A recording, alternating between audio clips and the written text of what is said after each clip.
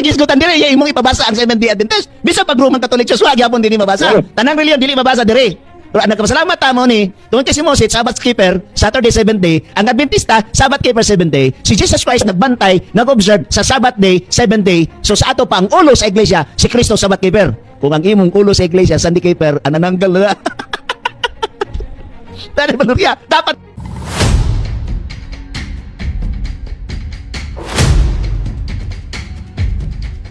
claiming and proving are two different things. Pwede kang moangkon pero pamatud-i una ang imuhang gitawag og giangkon. Atong higala si Pastoy Bacalares man pa niya ang ulo kuno sa Seventh-day Adventist si Ginoong Jesucristo.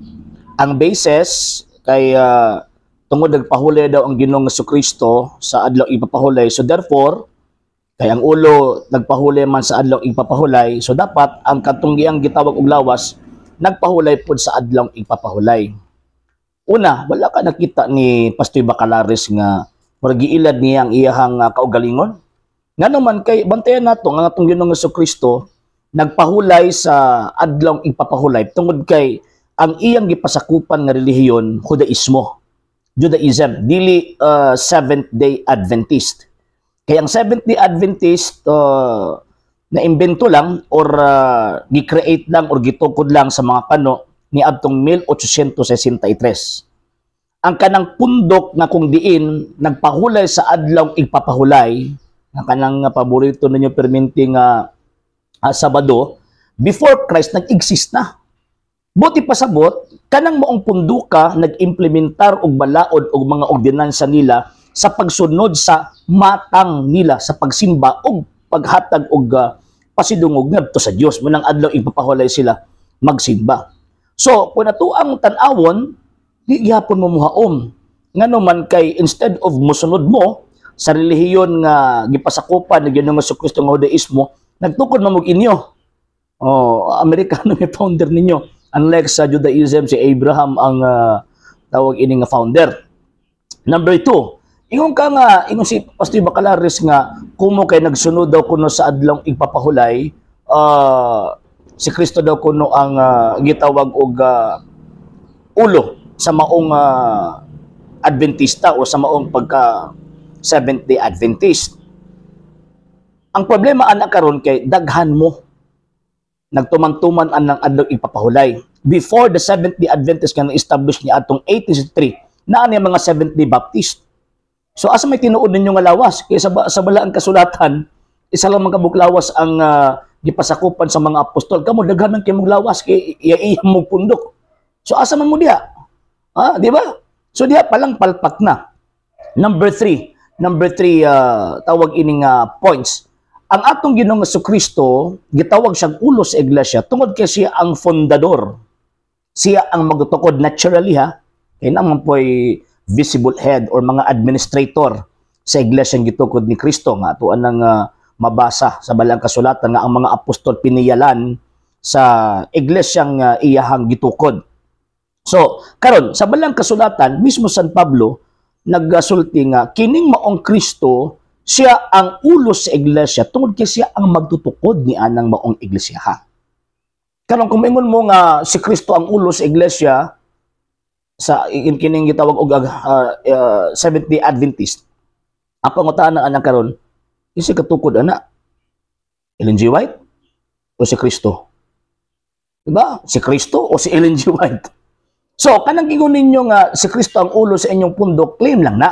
Walay gitawag proof. Dapat maghatag og prueba. Ngano man kay ang kamatuoran, ang realidad, ang Seventh-day Adventist dili gitukod ni Kristo kung dili gitukod nag mga Amerikano.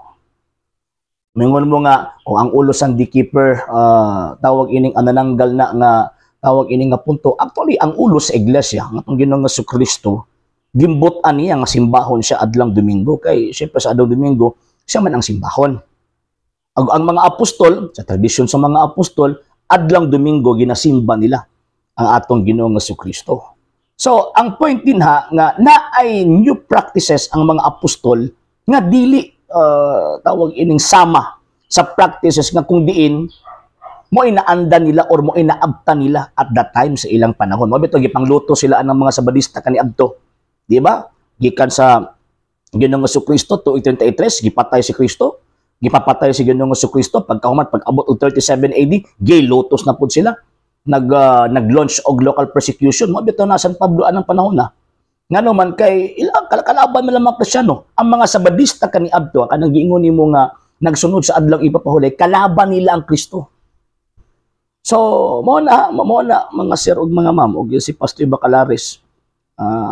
Siguro basig lahi lang gyud ang tawag ining tontology sa Seventh-day Adventist.